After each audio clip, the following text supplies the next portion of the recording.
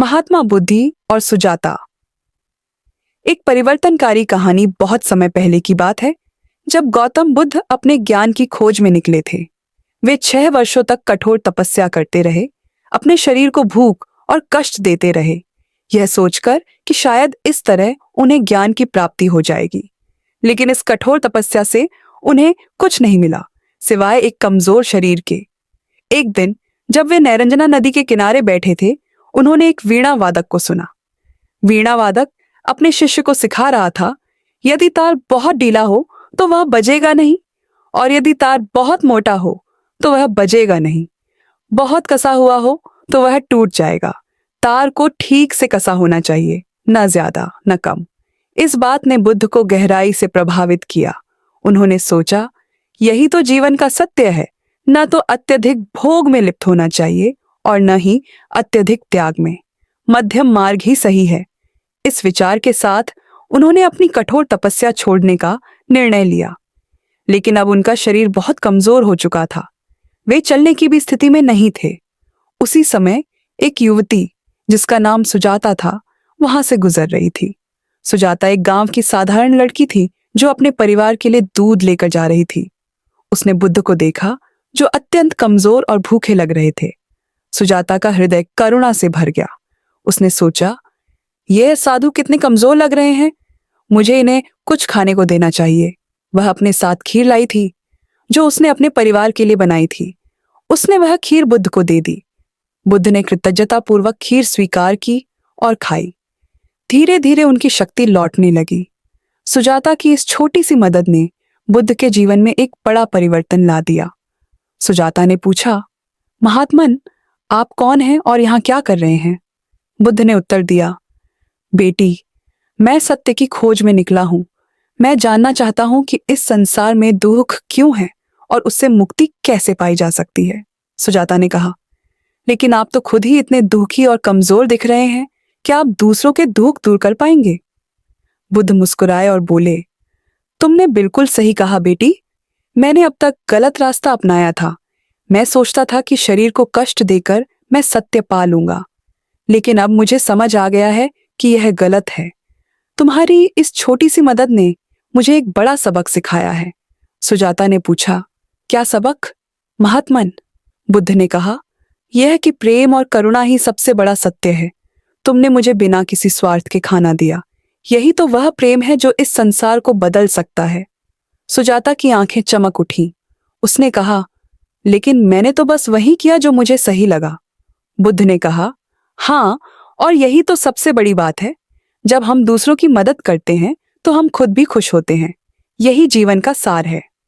इस बातचीत के बाद बुद्ध ने निर्णय लिया कि वे अब मध्यम मार्ग का अनुसरण करेंगे। न तो अत्यधिक भोग में लिप्त होंगे और न ही अत्यधिक त्याग में। वे संतुलित जीवन जिएंगे और दूसरों की मदद करेंगे। सुजाता से मिलने के बाद बुद्ध एक पीपल के वृक्ष के नीचे बैठ गए।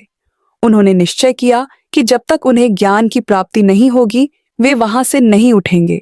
कई दिनों तक वे वहीं बैठे रहे, गहन ध्यान में लीन।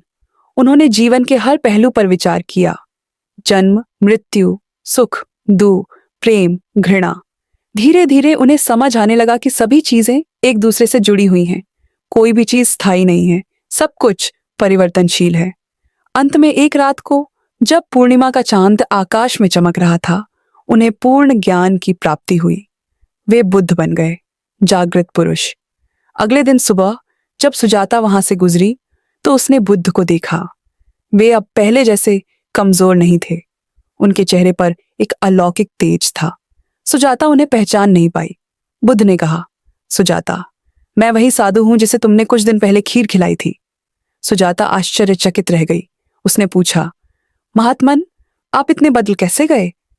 बुद्ध ने मुस्कुराते हुए कहा, बेटी, यह परिवर्तन तुम्हारी वजह से ही संभव हुआ है। तुम्हारी करुणा ने मुझे एक नया रास्ता दिखाया। अब मैं समझ गया हूं कि जीवन का सच्चा अर्थ क्या है। सुजाता ने पूछा, क्या आपको वह ज्ञान मिल गया जिसकी आप खोज कर रहे थे? बुद्ध ने कहा, हाँ, मुझे ज्ञान की प्राप्ति हो गई है और अब मैं चाहता हूं कि इस ज्ञान को दूसरों तक पहुंचाऊं। मैं लोगों को बताना चाहता हूं कि दुख से मुक्ति कैसे पाई जा सकती है। सुजाता ने कहा, यह तो बहुत अच्छी बात है। क्या आप मुझे भी कुछ सिखा सकते हैं?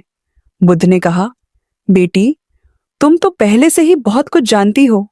तुम्हारे हृदय में जो प्रेम और करुणा है, वही सबसे बड़ा ज्ञान है। बस इसे और बढ़ाओ। हर किसी के प्रति दया और प्रेम रखो। यही सच्चा धर्म है। सुजाता ने पूछा, लेकिन महात्मन, कभी कभी लोग बुरा व्यवहार करते हैं, उनके प्रति भी प्रेम रखना चाहिए? बुद्ध ने कहा, हाँ बेटी, जो लोग बुरा व्यवहार करते हैं वे वास्तव में सबसे ज्यादा प्रेम और करुणा के पात्र हैं। वे अज्ञान के अंधकार में हैं।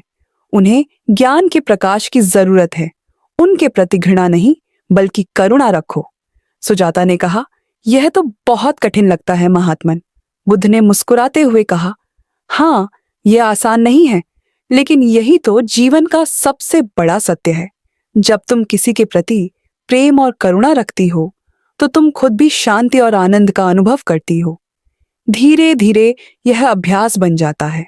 सुजाता ने कहा, मैं समझ गई महात्मन। मैं कोशिश करूंगी कि हर किसी के प्रति प्रेम और करुणा रखूं।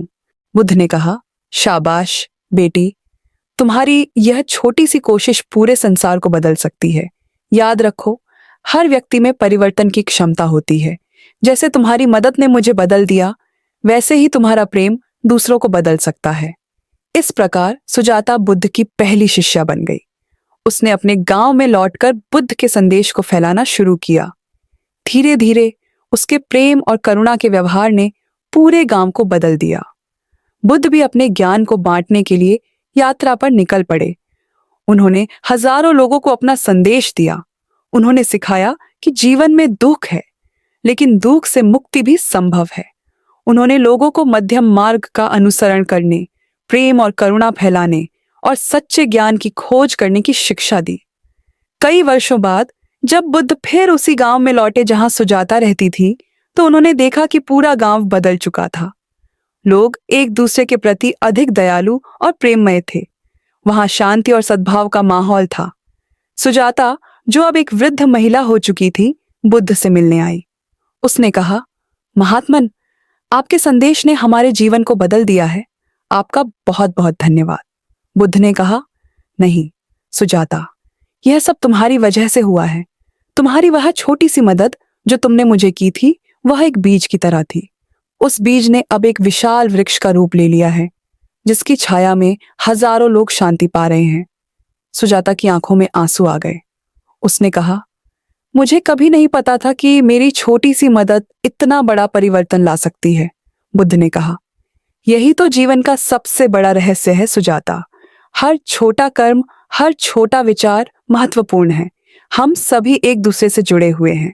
जब हम किसी एक व्यक्ति की मदद करते हैं तो उसका प्रभाव पूरे संसार पर पड़ता है। इस प्रकार सुजाता की कहानी हमें सिखाती है कि ओक्स, हर व्यक्ति में परिवर्तन लाने की क्षमता होती है। 2, छोटे से छोटा कार्य भी बड़ा प्रभाव डाल सकता है। 3, प्रेम और करुणा की शक्ति अपार है। 4, सच्चा ज्ञान केवल किताबों में नहीं, बल्कि जीवन के अनुभवों में छिपा होता है।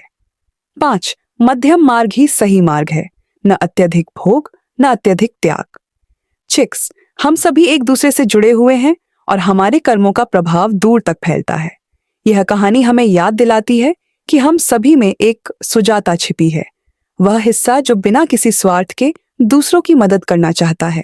और हम सभी में एक बुद्ध भी छिपा है, वह हिस्सा जो सत्य की खोज करना चाहता है और दुनिया को बेहतर बनाना चाहता है।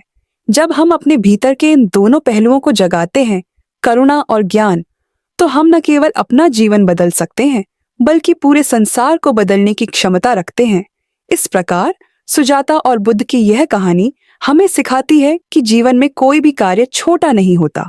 हर कदम, हर निर्णय, हर मुस्कान महत्वपूर्ण है। हमारा हर कार्य किसी न किसी रूप में दूसरों के जीवन को प्रभावित करता है। इसलिए हमें हमेशा प्रेम, करुणा और सद्भावना के साथ जीना चाहिए। यह कहानी हमें यह भी याद दिलाती है कि परिवर्तन की शुरुआत हमेशा खुद से होती है।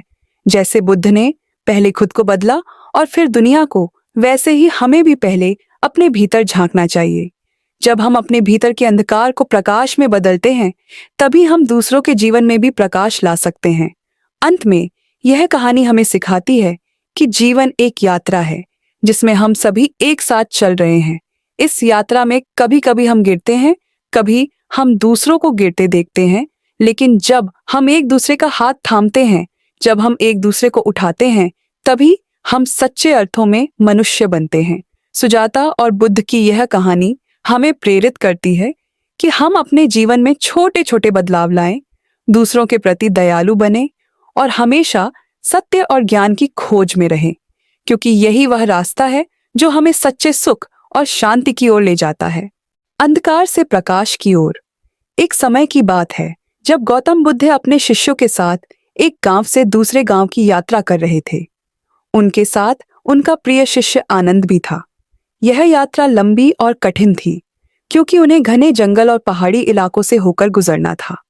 एक दिन जब वे एक पहाड़ी दर्रे से गुजर रहे थे, उन्होंने एक युवक को देखा जो एक बड़े पत्थर को धकेलने की कोशिश कर रहा था। वह युवक बहुत परेशान और थका हुआ लग रहा था।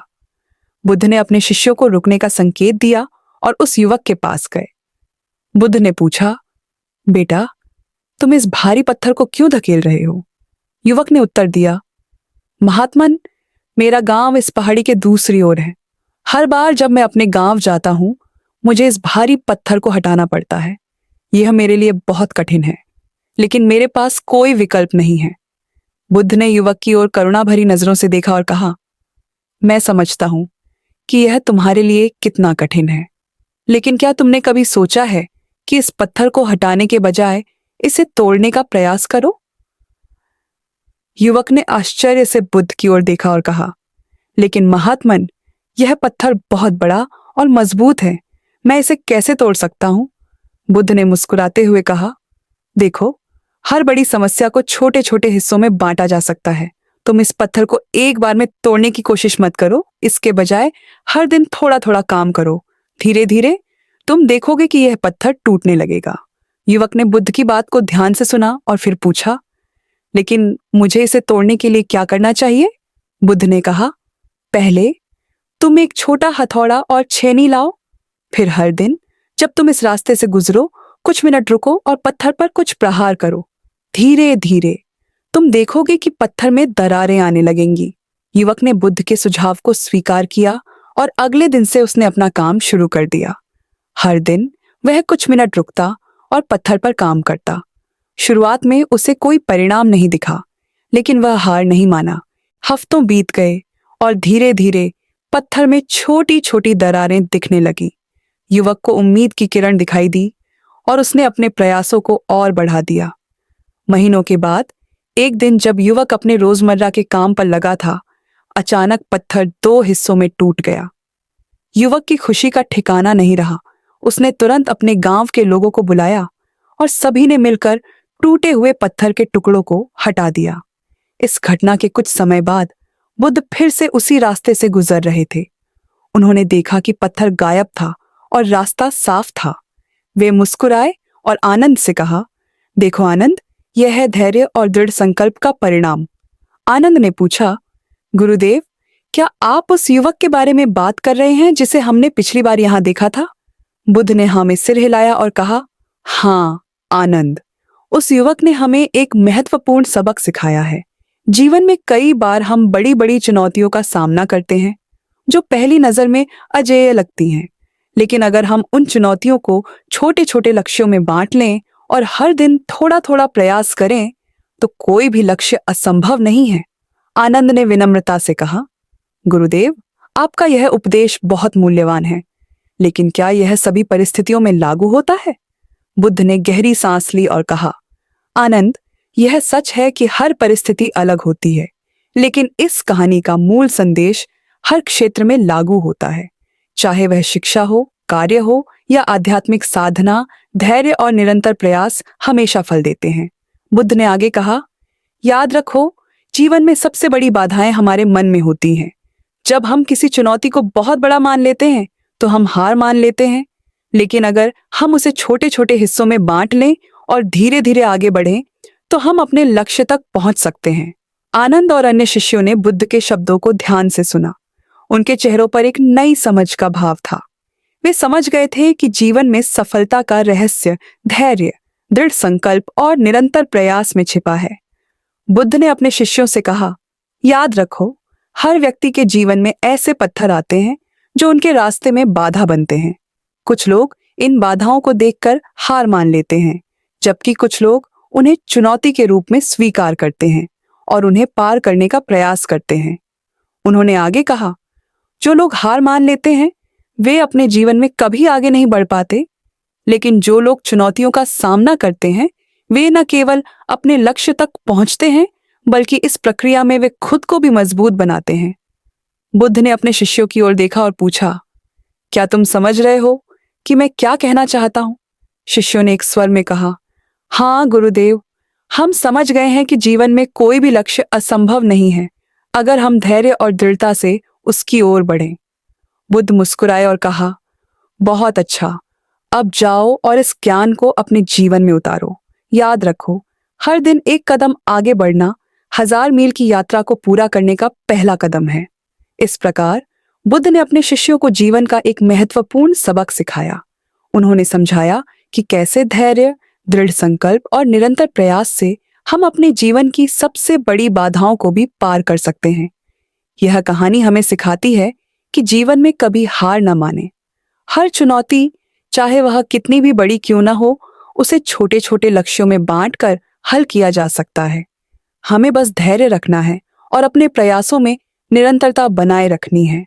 याद रखें, जीवन एक लंबी यात्रा है और हर कदम हमें हमारे लक्ष्य के करीब ले जाता है। इसलिए कभी हार न माने, अपने सपनों के पीछे लगे रहें और एक दिन आप अवश्य सफल होंगे।